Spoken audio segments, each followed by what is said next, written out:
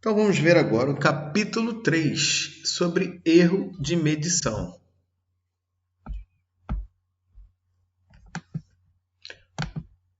Bom, como é que funciona a questão do erro? Nós temos lá um mensurando que interage com o teu sistema de medição, ou o seu sistema de medição interage com o seu mensurando. Na verdade, o teu mensurando está aqui mandando uma mensagem para o teu sistema de medição, ele está medindo lá. O teu sistema de medição, por sua vez, tem uma indicação desta medida, deste mensurando.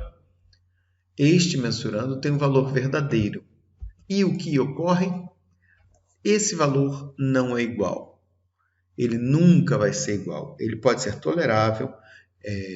Você pode dizer que está dentro das especificações de erro, está dentro da tolerância da sua medida, mas nunca será exatamente igual por N fatores que nós já vimos, desde imperfeição, de equipamento, imperfeição da metodologia, a questão do operador que está usando o seu equipamento, mas entendo que medir é comparar e, da mesma forma, medir é interferir na medida.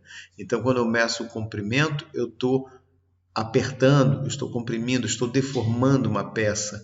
Quando eu vou medir a temperatura, eu estou introduzindo, no caso o termômetro, um equipamento dentro de uma mistura, dentro de um sistema que estava uma temperatura e o termômetro a outra. Eu estou interferindo na medida.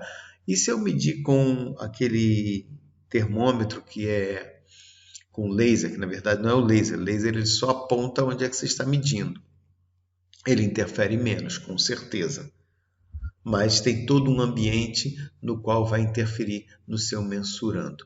Então entendam que sempre há um erro de medição, pequeno ou grande. Ele pode ser muito grande e não ser tolerável. Ele pode ser muito pequeno e está dentro de uma faixa de tolerância. Então, aqui o famoso teste de canhões, né? Teste de precisão de canhão.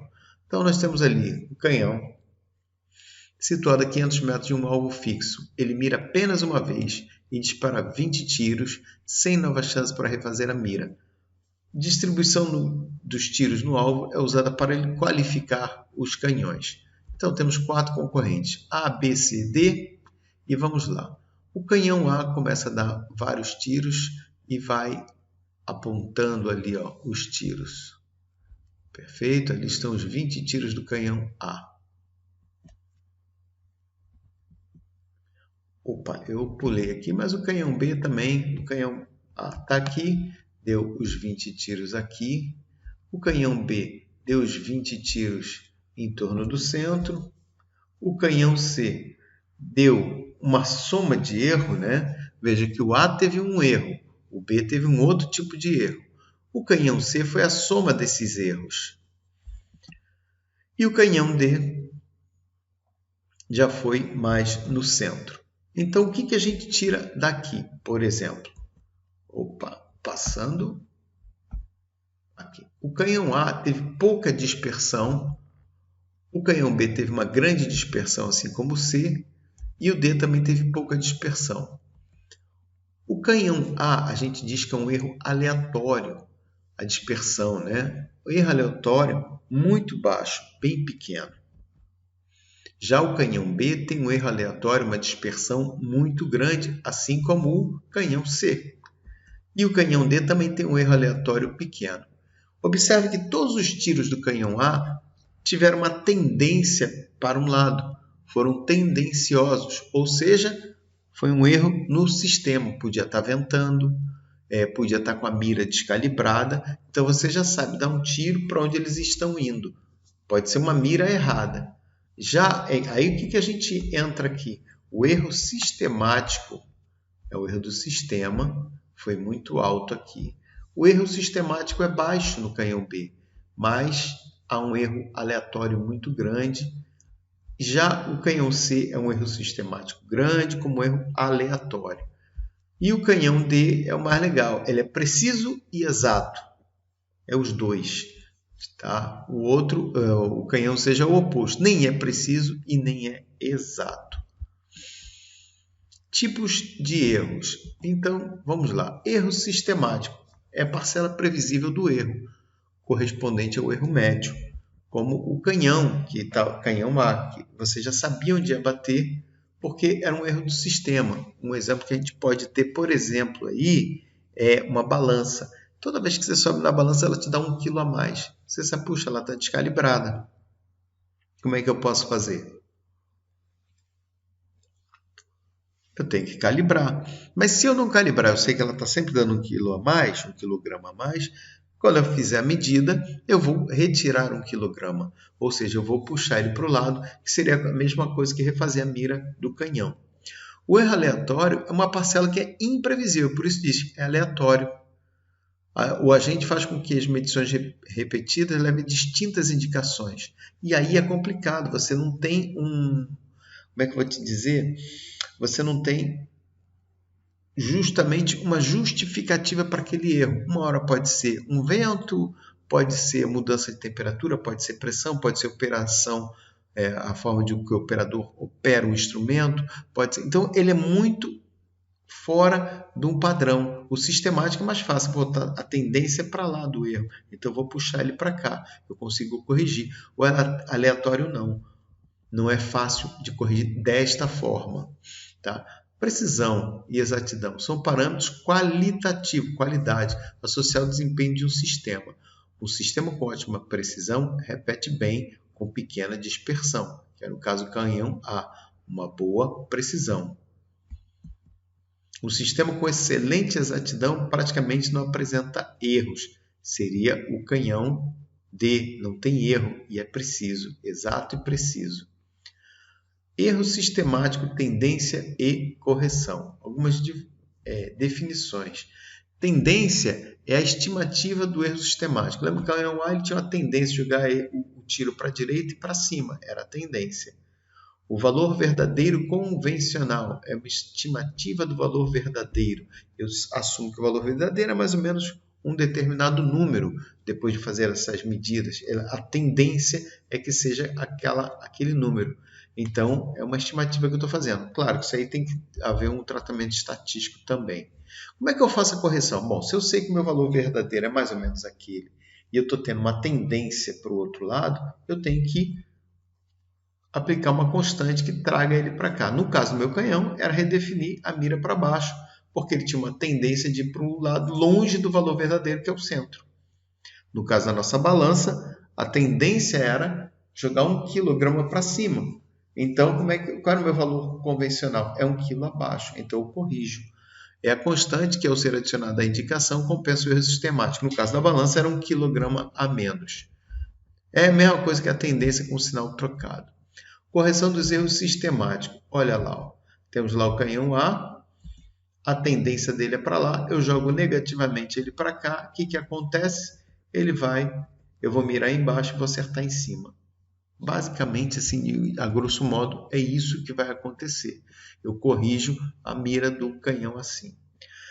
Já o erro aleatório, incerteza padrão, e repetitividade. Tá lá.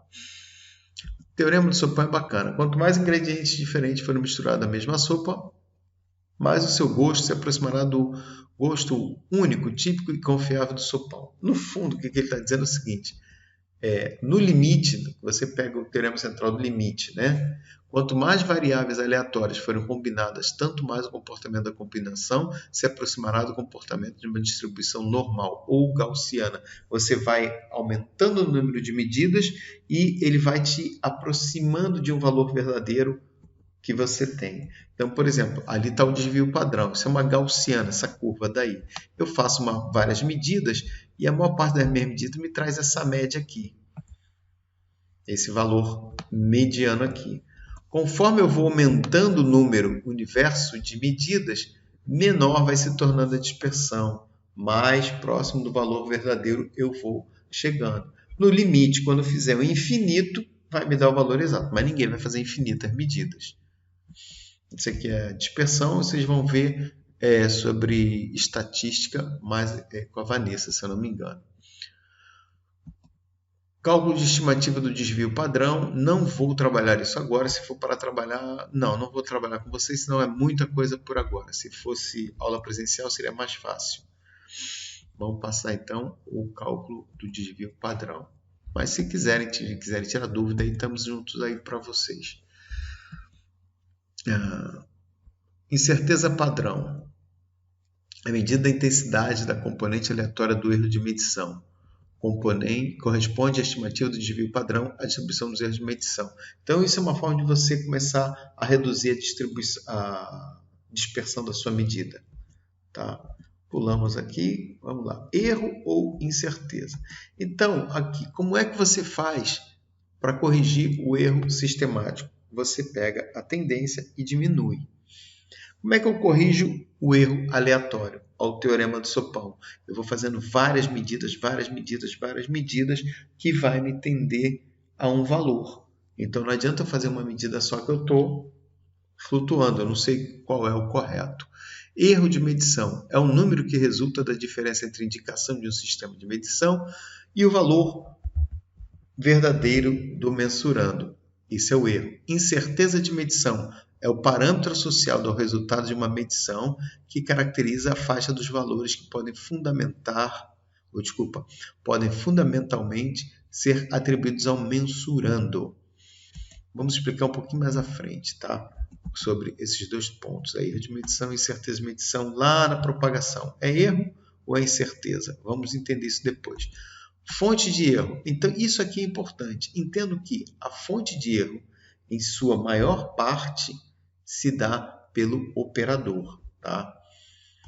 Então, fonte de erro, fatores internos ao meu sistema de medição e tem também fatores externos. E fatores internos, limitação do meu sistema, a não linearidade de algumas constantes que tem ali, quando eu estou fazendo medida, eu tenho um equipamento limitado para aquele tipo de medição. Fatores externos ao meu sistema de medição. O que é o fator externo?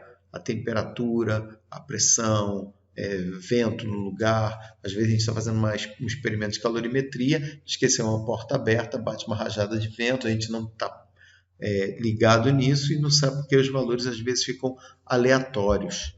Fora outras fontes de erros, tá? Que, por exemplo, retroação, como eu falei lá, quando a gente está medindo, a gente está interferindo na medida, ou apertando, comprimindo, esticando, colocando do lado, mudando a temperatura dele. Então, é uma chamada retroação do operador em cima do sistema de medição e do sistema de medição em cima do meu mensurando.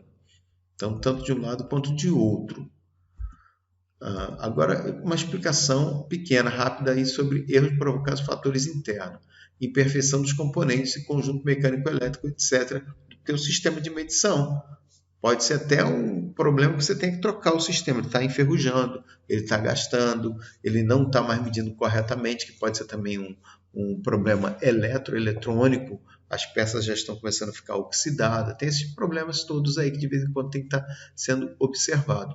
Por isso existem laboratórios, por exemplo, que fazem aferição, que fazem medição. Eles estão ali, pegam o equipamento na empresa, na verdade eles não pegam, é a empresa que leva lá para eles, vamos pegar esse bloco padrão, ver se ele está legal, vamos pegar esse paquímetro e vamos aferir, ver se ele está legal. Às vezes dá para consertar ou regular melhor, às vezes a melhor coisa é trocar e comprar um novo.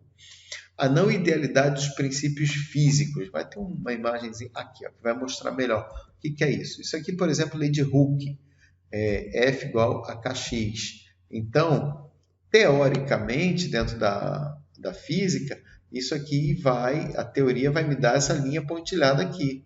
Mas, na verdade, há uma deformação porque esses princípios físicos, na prática, eles não são ideais. Eles têm problemas, né?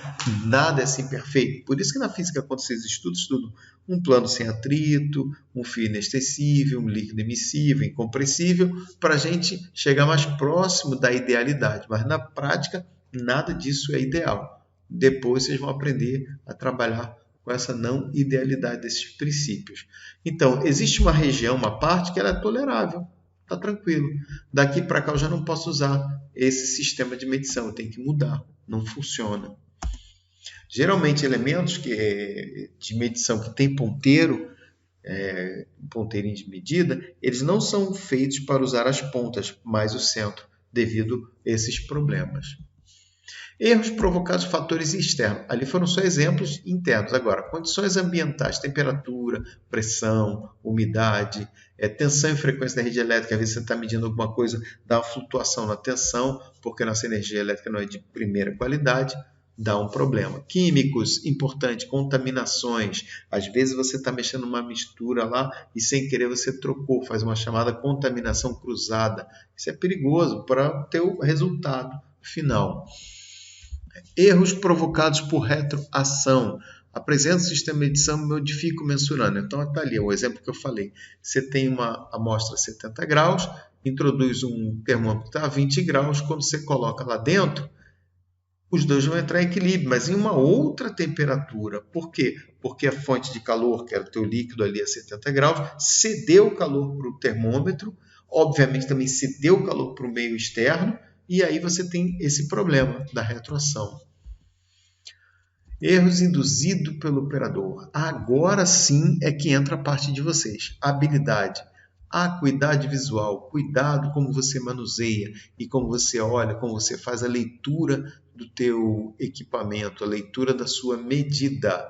Técnica de medição. Como segurar o equipamento para você ler ele de forma correta. Lembre, vocês olharam uma vez lá para fazer a leitura na proveta de um menisco, quando você coloca um líquido dentro da proveta, tem menisco convergente e divergente, então você tem uma técnica para ver. Onde que eu vejo? Nas pontinhas, no meio, tem uma técnica para fazer essa leitura.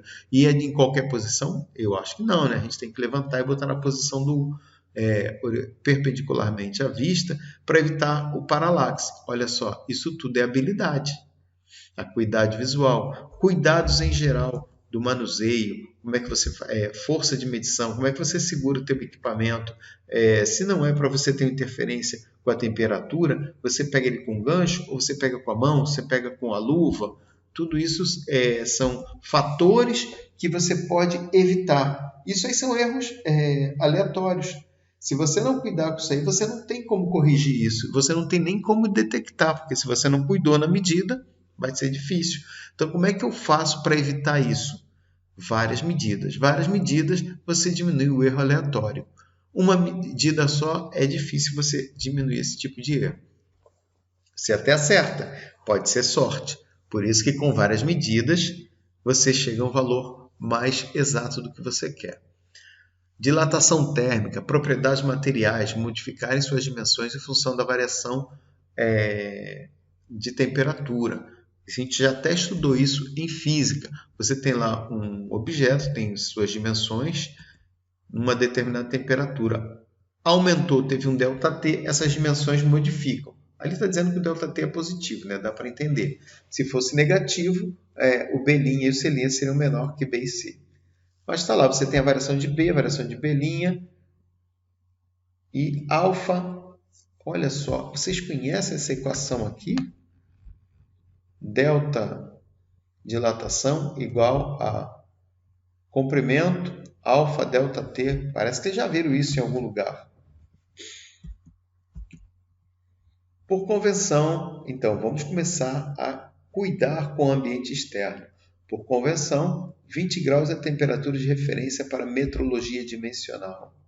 Os desenhos e especificações sempre se referem a características que as peças apresentariam a 20 graus Celsius.